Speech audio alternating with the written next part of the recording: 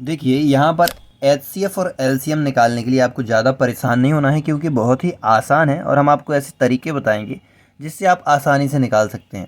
जैसे कोई बड़ी संख्या आपको मिल जाए कि 66 और 420, इसका आप क्या बताइए, एचसीएफ बताइए या फिर एलसीएम बताइए। देखिए आपको करना क्या है, दो तरीके होते हैं तो हम आपको दोनों तरीके सिखा देंगे। एक होता है अभाज्य गुणनखंड मेथड से। अभाज्य गुणनखंड नंबर होते हैं हमारे, पहले तो 2 होता है, फिर 3 होता है, फिर 5, यानी कि प्राइम नंबर, यानी कि अभाज्य संख्याएं होती हैं 2, 3, 5, 7, है ना, 11, 13, है ना, 17। इस प्रकार से अभाज्य संख्या हो तो इनसे हम गुणनखंड करना चालू करते हैं।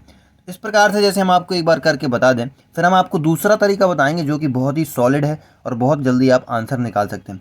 आपसे जब बोला जाए कि आप अभाज्य गुणनखंड से लगाइए तो आपको इस प्रकार का तरीका यूज़ करना है। एक तरफ ले लेना है 66 और एक तरफ दूसरा लेना है 420, अलग अलग करेंगे। तो देखिए हम 66 को सॉल्व करते हैं, 2 से करना चालू करेंगे, फिर 2 से अगर भाग नहीं जाता है तो 3 से चालू करेंगे, अगर 3 से भी भाग नहीं जाता है तो 5 से चालू करेंगे, फिर 5 से भाग नहीं जाता है तो 7 से करेंगे। इस प्रकार से हम देखेंगे कि हमारा भाग किससे जाएगा। तो हमारा 2 से भाग जा रहा है, 2 तिहाई 6 और 2 तिहाई 6, ठीक है। अब यहाँ पर 3 से चला जाएगा, 3 एकम 3 और 3 एकम 3। अब यहाँ पर नहीं जा रहा है, किसी का भी नहीं जाएगा तो डायरेक्ट 11 से जाएगा, तो 11 एकम 11 कर देंगे। ये तो हो गया सिंपल। अब हम यहाँ पर 420 का करेंगे, मान लीजिए। तो पहले ये 2 के विभाज्यता के नियम में आ रहा है। देखिए हम यहाँ पर एक वीडियो डाल दे रहे हैं, विभाज्यता के नियम 2, 3, 5, 7। अगर वो आपने सीख लिए ना तो आपको इस प्रकार के कैलकुलेशन में, भाग में, गुणा में या फिर कोई भी कैलकुलेशन आएगा, कहीं पर भी दिक्कत नहीं आएगी। वो तो आपके लिए समझ लीजिए रामबाण है। अगर आपने विभाज्यता के नियम सीख लिए तो आपकी गणित आसान हो जाएगी, तो आप ज़रूर सीख लीजिएगा। अब देखिए इसको हम करेंगे 2 दूनी 4 और 2 एकम 2 और 2 0 0। फिर से ये 2 से कट जाएगा, क्योंकि यहाँ पर इकाई में 0 है। इकाई में जब 0 होता है तो 2 और 5 से कट जाता है। ये विभाज्यता के नियम है, ये आप सीख ही लीजिए। 2 एकम 2, यहाँ पर भाग नहीं जाएगा तो 0 और 2 पंचे 10 हो जाएगा, ठीक है। फिर से करेंगे, अब ये 5 से कट जाएगा, 5 से अगर हम काटना चाहें, 5 दूनी 10 और 5 एकम 5, ठीक है। अब ये किससे कटेगा, 3 से कटेगा, 3 सत्ते 21 और 7 एकम 7। जब तक 1 नहीं आ जाएगा जब तक सॉल्व करेंगे। अब देखिए 66 के जो हमारे गुणनखंड निकले वो निकले हैं 2, 3 और 11, ठीक है। और जो हमारे 420 के निकले हैं वो निकले हैं क्या, 2, 2, 5, 3 और 7, ये गुणनखंड निकले हैं।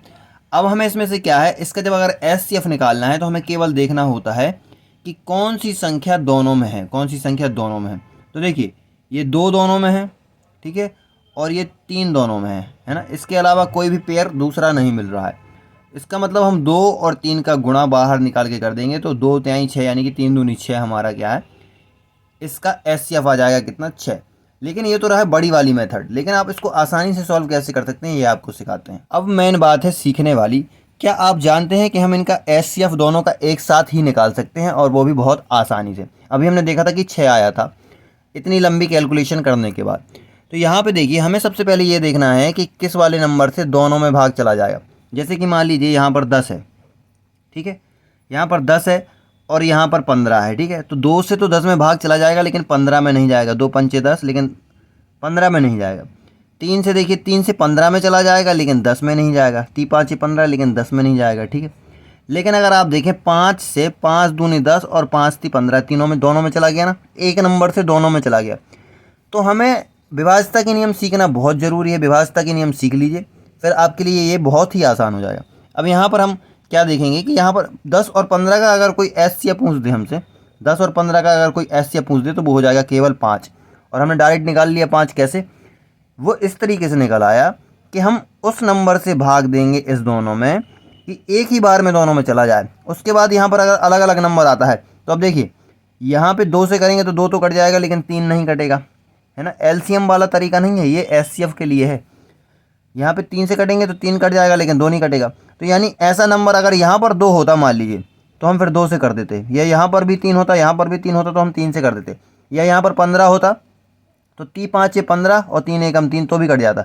लेकिन यहाँ पर हमारे पास क्या है, 5 से काटा तो 5 दूनी 10 और 5 3 15, ये दोनों अलग अलग नंबर हैं। केवल एक बार ही दोनों में हो पाया है तो केवल इसका डायरेक्ट 5 आंसर आ गया। जैसे कोई हमसे कह दे कि 15 और 20 का एचसीएफ बता दीजिए हमें, एचसीएफ, तो हम क्या करेंगे, 3 से तो 15 कट जाएगा लेकिन 20 नहीं कटेगा, तो हम 5 से काटेंगे। 5 3 15 और 5 चौको 20।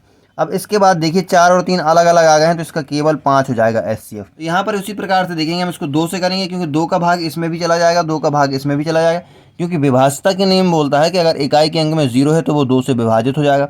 इकाई के अंक में 2 4 6 8 10 इतना है, तो उसमें 2 से भाग चला जाएगा। तो हम भाग देंगे तो कि 2 तिहाई 6 और 2 तिहाई 6 आ जाएगा हमारा। इसमें देंगे 2 दूनी 4 और 2 एकम 2 और 0 का 0। ठीक है, यहाँ तक 2 से हो गया। अब देखेंगे हम क्या दोनों में किस वाले नंबर से भाग जा रहा है। तो यहाँ पर 0 है, तो यानी कि ये तो 2 से चला जाएगा लेकिन ये नहीं जाएगा। ठीक है, अब देखते हैं हम 3 की विभाज्यता का नियम होता है। 3 की विभाज्यता का नियम ये होता है कि 3 और 3 का योग 6 है, तो 6 तो अपने 3 के पहाड़ में आता है ना, 3 दूनी 6। देखिए यहाँ पर 2 और 1 3, इनका योग भी 3 हो रहा है, तो ये भी 3 के पहाड़ में आता है। ठीक है, तो विभाज्यता के नियम अगर आप सीख लेंगे तो आप तुरंत पहचान जाएंगे किससे हमें भाग देना है, जिससे दोनों ही एक बार में विभाजित हो जाए। तो अभी ये 3 से विभाजित हो जाएंगे, 3 एकम 3, 3 एकम 3, और यहाँ पर 3 सत्ते 21 होता है और ये 0 आ गया। अब देखिए 11 और 70 दोनों अलग अलग हैं, है कि नहीं, दोनों अलग अलग।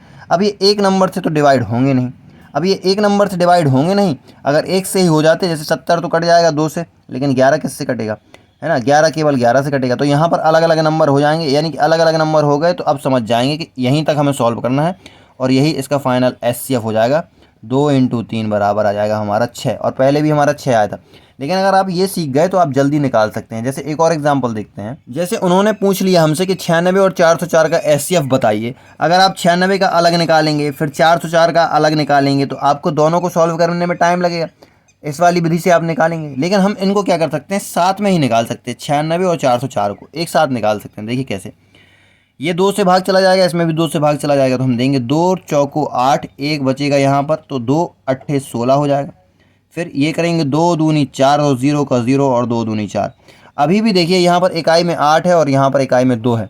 विभाज्यता का नियम क्या बोलता है, 2 का विभाज्यता का नियम 2 से भाग किस में चला जाएगा, अगर उसमें 0 2 4 6 8 है इकाई के अंक में, तो उसमें 2 से भाग चला जाएगा। तो आपको विभाज्यता के नियम तो सीखने हैं। यहाँ पे देंगे 2 चौको 8 और 2 चौको 8 चला गया, 2 एकम 2 0 और 2 एकम 2 ये चला गया। अब यहाँ पर देखिए आप, यहाँ पर जो नंबर बन गए, यहाँ पर जो नंबर बन गए वो दोनों अलग अलग हैं। इसमें तो 2 से भाग चला जाएगा लेकिन इसमें नहीं जाएगा, है कि नहीं। तो यहाँ पर हमें वो संख्या नहीं मिल रही है जिसमें दोनों में भाग चला जाए, क्योंकि हम विभाज्यता के नियम जानते हैं। तो यहाँ डायरेक्ट यहाँ तक हो गया, केवल 2 और 2, 2 और 2 का गुणा कर देंगे तो हमारे पास एचसीएफ आ जाएगा 4। इतना सिंपल है। और अगर इसका हमें एलसीएम निकालना है, तो एलसीएम निकालना तो आप जानते हैं बहुत आसान है। एलसीएम में सभी नंबर ले लिए जाते हैं, 2 तिहाई 6 और 2 तिहाई 6, 2 दूनी 4 और 2 एकम 2 और 0। 3 से करेंगे, 3 एकम 3, 3 एकम 3, 3 सत्ते 21, 70 आ गया। अब यहाँ पर देखिए, यहाँ पर ऐसा नंबर देखना है जिसमें दोनों में भाग चला जाए।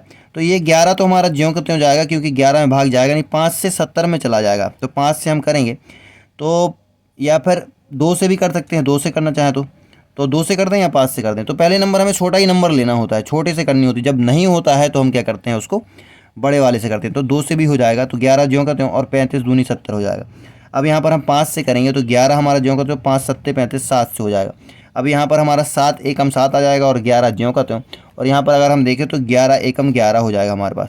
तो ये जो नंबर आ गए, एलसीएम निकालने के लिए इन सभी का गुणा कर दिया जाता है। एलसीएम निकालना सिंपल है, लेकिन एचसीएफ में आपको क्या करना है, ये यहाँ भाग चला गया था, यहाँ 3 से दोनों में भाग चला गया था, यहाँ 2 से दोनों में भाग नहीं गया, तो केवल यहाँ तक के लिए एचसीएफ कहला जाएगा। एचसीएफ केवल इतना कहलाएगा, 3 दूनी 6, क्योंकि यहाँ 2 से देखिए 70 में गया लेकिन 11 में नहीं गया, तो यहाँ तक लेंगे और ये एचसीएफ कहलाएगा। और एलसीएम निकालना है तो एलसीएम के लिए तो पूरे लेने पड़ेंगे। तो एलसीएम देखिए हमारा आया 2 × 3 × 2 × 5 × 7 और × 11। ठीक है, तो जब आप इनका गुणा करेंगे, तो आपके पास आ जाएगा 4620। तो ये इसका क्या हो जाएगा, एलसीएम हो जाएगा। तो एलसीएम निकालना कोई बड़ी बात नहीं। एचसीएफ हम आपको सिखाना चाहते थे, जो कि आप आसानी से निकाल लेंगे। वीडियो पसंद आए वीडियो को लाइक करें, चैनल पर नए हो तो चैनल को सब्सक्राइब करें। Thank you.